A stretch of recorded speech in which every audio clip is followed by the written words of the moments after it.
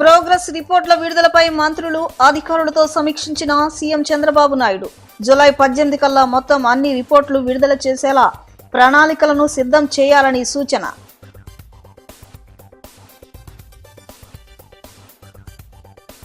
మైలవరం నియోజకవర్గంలో భూగర్భ సంపదను అక్రమంగా దోచేస్తున్నారు. మాజీ మంత్రి జోగి రమేష్ ఆరోపణ.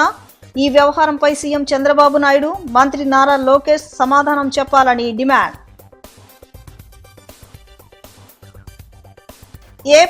ఏపీఎల్ పేరిట ప్రతిపాదిస్తున్న డీమ్డ్ డిస్కంలను తిరస్కరించండి.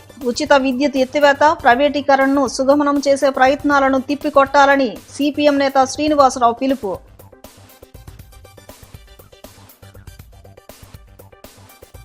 సమాజ సేవలో కరిగిన కర్పూర కణికలు, కాపు తెలగ బలిజలు గ్రంథాన్ని ఆవిష్కరించిన ఎమ్మెల్యే బుద్ధప్రసాద్.